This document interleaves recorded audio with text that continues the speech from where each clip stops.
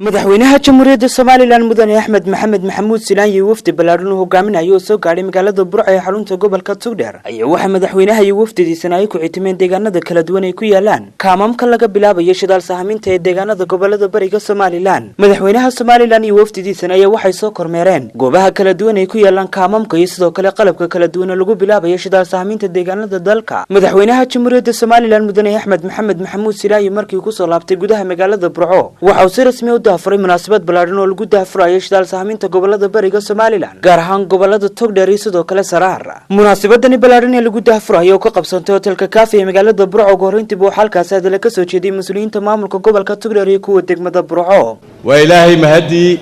madaxweyne waxaan ku hambalyeeynaa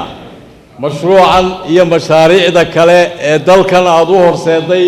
in ay ummadeedu khayraadkeeda la soo baxdo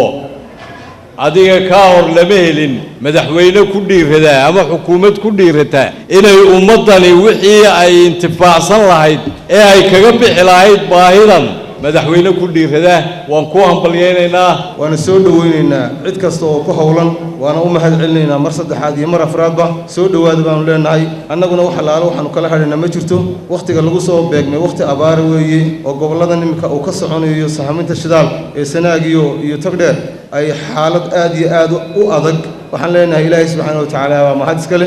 madaxweyne hawshaas aad bilowday annaguna garbahaagi baan nahay waana ku barbar taaganahay geesta kale waxa halkaas ka hadlay wasiirka macdanta iyo tamarta Soomaaliland Xuseen Cabdi Ducaale kaasoo faahfaahin ka bixiyay mashruucani iyo sidoo kale shidaal sahaminta ka bilaabmaysa deegaanadani runtii munaasabadan sida hore loo sheegay waxa weeye madaxweynuhu naga soo qayb galay waxa weeye bilowgii sahaminta shidaalka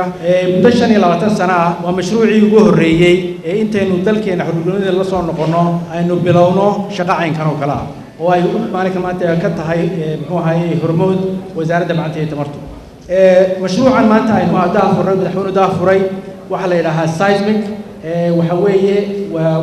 weeye dhulka oogadiisa la baarayo qodaal lama baarayo qodaal lama geliyo iminka madaxweyne runtii mashruucan uu ku daba jira wadada toosan ee aad dhigtay ee horumarka dalka u dhigtay mashaariicda badan ee maalin baad xariga ka jarayso ayay u ku soo biirtay oo maalinka maanta mashaariic waaweyn oo caalami ah aad maalinka maanta dalka u horseeday wajigan ugu horeeya madaxweyne shaqadan wuxuu ka bilaabmayaa laba block east la yiraahdo oo isugu jira Saraar iyo Togdheer dabeetana wuxuu u gudbayaa blogga westka ama blogga galbeedka labada marka la isku daro shaqadu waxa ka bilaabmaysaa dhanaano meesha la yiraahdo Saraar gunteeda ilaa uu ku dhamaanaya balgubada meesha la yiraahdo intaas oo rajibu maraya ilaa 5 gobol ayuu ka gudbayaa shaqada ka gudbaysaa wajigan markuu dhamaado wuxuu soconayaa ilaa 7-8 bilood wuxuu u gudbayaa shaqadan imika aynu wadnaa ee bilownay gobolka Saaxil bay gudbaysaa labada blog ee bariga Saaxil ayuu gudbayaa dabeetana uu gudbayaa Sanaag bari uu gudbayaa marka waxa weeye qaaliban waxa weeye dalkeena intii regionadii waaweynaa oo dalka mashruucan uu maraya mashruucan waxa weeye mashruuc shirkad batrool caalami wada maaha waa mashruuc dawladda Soomaaliland ay wadato weeyo oo ay hormuud ka tahay geesta kale waxa halkaas hadal ka soo jeediyay wasiirka wasaaradda arrimaha gudaha Soomaaliland iyo wasiirada deegaanka Soomaaliland kuwaasoo shacabka Soomaaliland ku dhiirigeliyay in la iska rab taago mashruucaasi mashruucaas waa mashruuca rajada kaliya ee loo muuqda maanta aynu ku laabroonayno aynu rajo ka qabno inaynu nolosha si badbaado mashruuca in la nabadgeliyo in deegaanadii uu tago oo dhan dhammaan deegaanada laga soo dhaweeyo in deegaanadu xil iska saaraan shaqaalaha ka shaqeynaya ajnabiga wadootiin waxa loo baahan yahay in deegaanadu ay xil iska saaraan wasaaradda la shaqeyn labada meelood ay ka socoto yaanaynu oran xantu helay calaashadeen xanjaday dimaado laba sanadood oo dul qaadanaa iyo 50 sanadood ama 100 sanadood oo fakhriya hal kala doorto labada sanadood ee shidaalku inoo socdo gabagabadii madaxweyne Axmed Maxamed Maxamuud Silaan waxa halkaasi ka soo jeediyay khudbad dheer taasoo taabanaysa dhinacyo kala duwan madaxweynuhu waxa uu shacabka Soomaaliland ku dhiirigeliyay inay ka qayb qaataan mashruucan shidaal sahaminta sidoo kale madaxweynuhu waxa uu ka hadlay dib u dhac ku yimid doorashooyinka kala duwan ee madaxtooyada baarlamaanka iyo sidoo kale golayaasha deegaanka milkiilaha maamuus weyn bay tahay madaxweynahan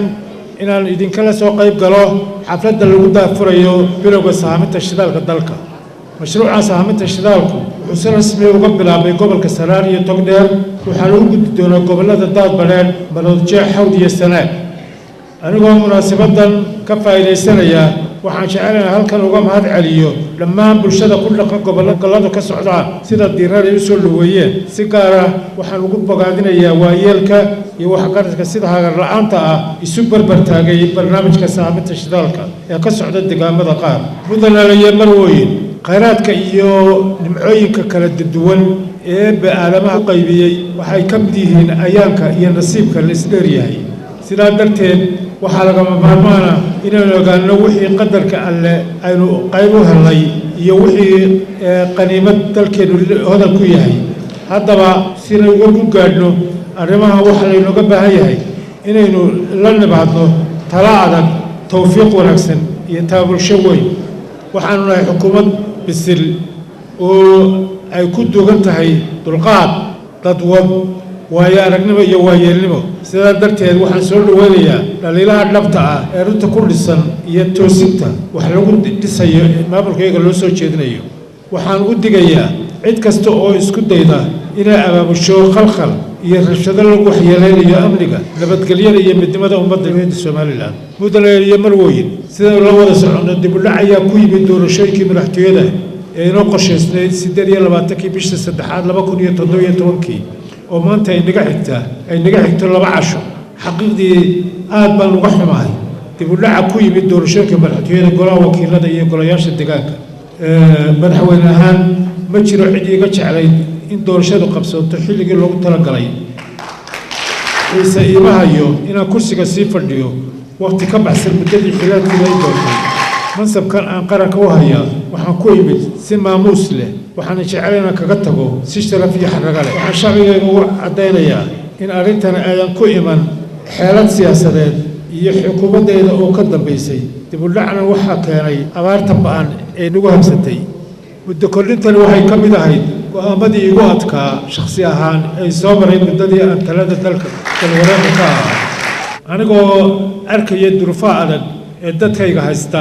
haddana si aan uga hortago dib u dhaca ku yimid doorashooyinka waxaan isku dayay inaan ka